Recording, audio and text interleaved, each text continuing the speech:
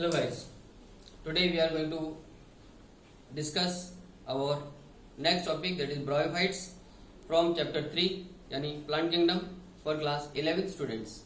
Okay, in our previous class we discussed about algae in detail and all three classes of that. Now let us see what bryophytes are. Bryophytes को actually plant kingdom का हम amphibians कहते हैं, यानी ये soil में भी grow कर सकते हैं लेकिन वाटर के ऊपर ये डिपेंडेंट होते हैं अपनी सेक्सुअल रिप्रोडक्शन की साइकिल के लिए। और ब्रायोफाइट्स की जो ग्रोथ है वो जनरली मॉइस्ट एरियाज में, शेडी प्लेसेस में, बार्क ऑफ ट्रीज पे, ओके, इस तरीके के जो मॉइस्ट और डैम प्लेसेस होते हैं, डैम सॉइल वगैरह, वहां पर ये ब्रायोफाइट्स ग्रो करते हैं। ब्रायोफाइट्स की बॉडी एल्गी की बॉडी के मुकाबले थोड़ी ज्यादा डिफरेंशिएटेड है, यानी ब्रायोफाइट्स में एक्चुअली गैमेटोफाइट्स और स्पोरोफाइट, ये दो तरह की स्टेजेस होती है, जिसमें कि मेन प्लांट बॉडी ब्रायोफाइट्स में गैमेटोफाइट होती है जो कि हैप्लॉइड है। ओके, तो लेट अस सी। और एक चीज और, ब्रायोफाइट्स एक्चुअली जो रॉक सरफेसेस के ऊपर ग्रो करते हैं जनरली, और उनके ऊपर ये रॉक को धीरे धीरे डिकम्पोज करते रहते हैं ताकि वो जो सॉइल है वो हायर प्लांट्स की ग्रोथ के लिए सुटेबल हो सके। तो हम ये कह सकते हैं कि कुछ हद तक ब्रायोफाइट्स सॉइल इरोजन को भी रोकते हैं या उसके बारिश के द्वारा होने वाला जो बैड इम्पैक्ट है उसको भी कुछ हद तक कंट्रोल करते हैं। ओके, ब्रायोफाइट्स में मेल और फीमेल सेक्स स्ट्रक्चर्स अलग अलग होते हैं, और इसमें जो मेल सेक्सुअल स्ट्रक्चर है उसको हम एंथीरिडियम बोलते हैं और फीमेल स्ट्रक्चर को आर्चिगोनियम कहा जाता है। एंथीरिडियम और archegonium are used for male and female sexual structures respectively. Now antheridium से जो मेल सेक्स सेल्स है यानी एंथेरोजॉइड्स को प्रोड्यूस किया जाता है, और जो आर्चिगोनियम है वहां से एग्स प्रोड्यूस होते हैं, और वाटर के जरिए ये कॉमनली जो एंथेरोजॉइड्स है ये वाटर के थ्रू आर्चिगोनियम तक पहुंचते हैं। दोनों सेक्स गैमेट सेक्स सेल्स का फ्यूजन होता है, जाइगोट फॉर्मेशन होती है, डिप्लॉइड सेल है, और ज्यादातर केसेस में ये जाइगोट तुरंत मियोसिस में नहीं निकलता, उसके थ्रू स्पोरोफाइट डेवलप किया जाता है, और बाद में स्पोरोफाइट्स के थ्रू जब मियोसिस होती है तो मियोसिस के जरिए बाद में स्पोर्स बनते हैं, और ये स्पोर्स फाइनली जर्मिनेट करके एक गैमेटोफाइट बनाते हैं। तो इस तरीके से ब्रायोफाइट्स के केस में स्पोरोफाइट सेक्सुअल रिप्रोडक्शन के लिए और गैमेटोफाइट, ये दो तरीके की अलग अलग स्ट्रक्चर्स है, जिसमें हम कह सकते हैं कि जो स्पोरोफाइट है वो एक डिप्लॉइड स्टेज है और गैमेटोफाइट एक हैप्लॉइड स्टेज है। ओके, सो ब्रायोफाइट्स को एक्चुअली हम दो अलग अलग कैटेगरीज में डिवाइड कर सकते हैं, लिवरवर्ट्स और मॉसिस। ये जो आप गैमेटोफाइट देख रहे हैं ये इसीलिए लिखा गया है ताकि हम ये बता सके कि ब्रायोफाइट्स में जो मेन डोमिनेंट प्लांट बॉडी होती है that is gametophyte and it is haploid. Okay, so now let's discuss about liverworts and mosses. Liverworts की जो बॉडी है थैलोइड है, यानी इसमें रूट स्टेम और लीव्स का पूरी तरीके से अभाव होता है, true roots, true stem, true leaves वगैरह नहीं पाई जाती इसमें। तो इसका जो सेल है, जो इसका जो स्ट्रक्चर है that is thalloid plant body है, और वो thalloid plant body dorsiventral होती है, यानी डोर्सी वेंट्रल इन डोर्सल और वेंट्रल दोनों साइड से वो चपटी है, फ्लैट है, and it is closely appressed to the substrate, यानी जहां पर वो लिवरवर्ट ग्रो कर रहा है उस सबस्ट्रेटम के ऊपर ये पूरी तरीके से चिपकी होती है, बहुत पूरी तरीके से प्रोफ्यूजली अटैच होती है ये। तो this is called dorsiventral thalloid cell, thalloid structure. Second point is कि लिवरवर्ट्स हमेशा मॉइस्ट डैम सॉइल या शेडी प्लेसेस या बार्क ऑफ ट्रीज, ओके, ऐसी जगहों पर ग्रो करते हैं। नेक्स्ट इज, जहां तक इनके एसेक्सुअल रिप्रोडक्शन का सवाल है, तो इनमें एसेक्सुअल रिप्रोडक्शन या तो ज्यादातर फ्रेगमेंटेशन के रूप में होता है या कुछ स्पेसिफिक स्ट्रक्चर्स होते हैं जिनको हम जेमा सिंगुलर में या गेमी प्लूरल में कहते हैं।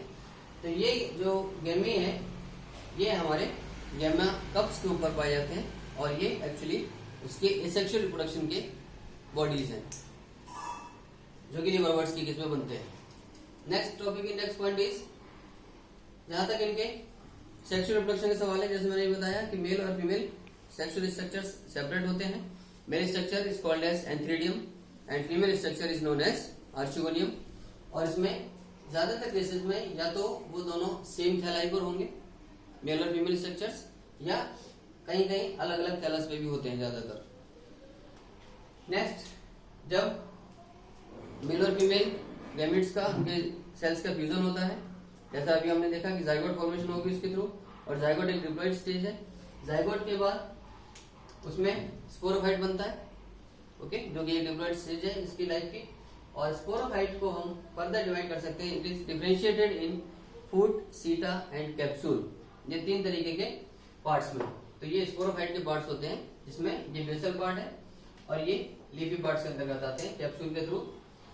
कैप्सूल में बेसिकली स्पोर्स बनते हैं, ठीक है। तो स्पोरोफाइट का जो कैप्सूल वाला जो टॉपमोस्ट पोर्शन है, that is responsible for spores storing, and इसके अलावा मियोसिस के जरिए इसमें स्पोर्स फॉर्मेशन होती है, ओके। यानी इसमें कैप्सूल्स का काम है कि ये मियोसिस करेंगे और मियोसिस के जरिए स्पोर्स प्रोड्यूस होते हैं, जो कि हैप्लॉइड स्ट्रक्चर्स होते हैं। और फाइनली बाद में स्पोर्स जर्मिनेट करते हैं, और स्पोर्स के जर्मिनेशन के बाद ये नए फ्री लिविंग गैमेटोफाइट्स में कन्वर्ट हो जाते हैं, ये ग्रो कर जाते हैं, okay. So guys, this is about liverworts. यानी हमने देखा कि लिवरवर्ट्स एक्चुअली एल्गे से थोड़े ज्यादा एडवांस्ड है, थोड़े ज्यादा डिफरेंशिएटेड है। और इसमें एग्जांपल मार्केशिया का है, रिक्सिया का है। रिक्सिया के बारे में मैं एक खास बात बताऊं आपको। रिक्सिया का जो स्पोरोफाइट है वो पूरे ब्रायोफाइट्स में सबसे ज्यादा सिंपलेस्ट टाइप का स्पोरोफाइट रिक्सिया का होता है। यानी इसके स्पोरोफाइट में हमें फूट और सीटा जैसे स्ट्रक्चर्स देखने को नहीं मिलते, इसमें सिर्फ कैप्सूल होता है। और रिक्सिया का स्पोरोफाइट फोटोसिंथेसिस भी नहीं करता है, okay. So this is Riccia which has the simplest type of sporophyte among all the bryophytes, right? Now let's proceed to our second half of this topic, that is about mosses. mosses में actually जो उनकी plant body है वो 2 stages में divided है। तो इसका जो फर्स्ट स्टेज है लाइफ का वो protonema, this is the first stage of its gametophyte, and it develops from spores. जैसा कि हम जानते हैं कि स्पोर्स जो कि मियोसिस के थ्रू बनते हैं, वो स्पोर्स फाइनली आगे चल के बाद में गैमेटोफाइट को अराइज करते हैं, ओके, गैमेटोफाइट में ग्रो कर जाते हैं। तो जो प्रोटोनिमा है मोसिस के केस में, जो फर्स्ट स्टेज है इनकी प्लांट बॉडी की, वो प्रोटोनिमा है। और ये प्रोटोनिमा बेसिकली बनती है स्पोर्स के जर्मिनेशन के बाद, जो कि हैप्लॉइड स्टेज है। उसकी दूसरी स्टेज है जिसको हम लीफी स्टेज कहते हैं। मोसिस के केस में second stage of gametophyte is named as leafy stage. और इस लीफी स्टेज को जो इसका डेवलपमेंट है ये सेकेंडरी प्रोटोनिमा से डेवलप होती है in the form of a lateral bud. एक लेटरल बड के रूप में ये लीफी स्टेज सेकेंडरी प्रोटोनिमा से डेवलप होती है।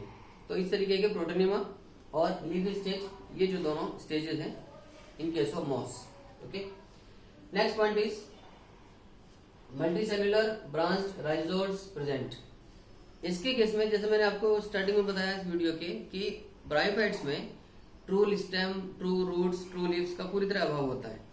तो लेकिन इनमें कुछ स्ट्रक्चर्स हैं, जैसे leaf like structures, stem like structures, root like structures पाए जा सकते हैं।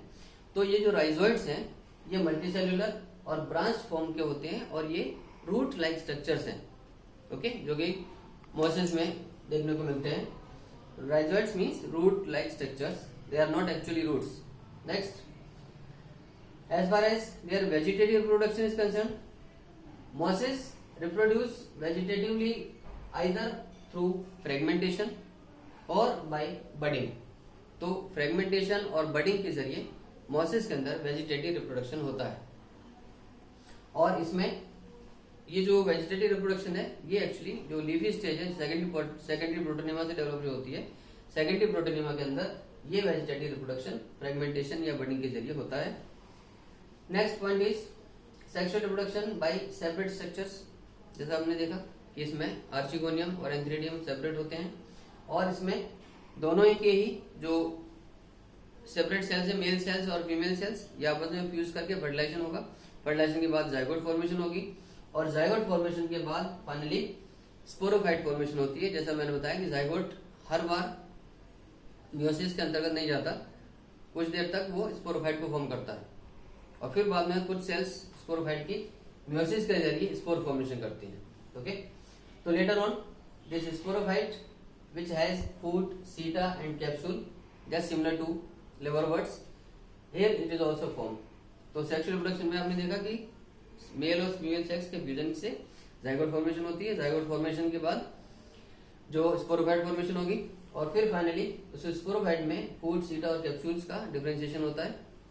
और इसमें भी उसी तरीके से जो लिवरवर्ट्स में होता है जैसे वैसे ही स्पोर्स कैप्सूल के अंदर यहाँ भी पाए जाते हैं. और ये कैप्सूल के अंदर जो स्पोर्स बनते हैं ये मियोसिस के जरिए बनते हैं. Right. And next is in mosses के केस में जो सीड डिस्पर्सल है उसको लेके एक स्पेसिफिक मैकेनिज्म भी पाई जाती है.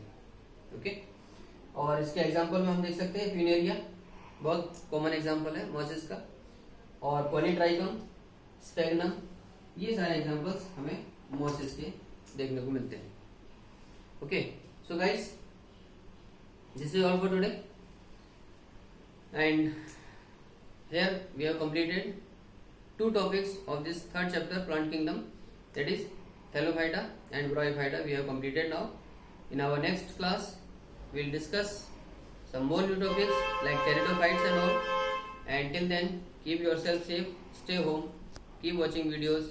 Thank you very much. God bless you.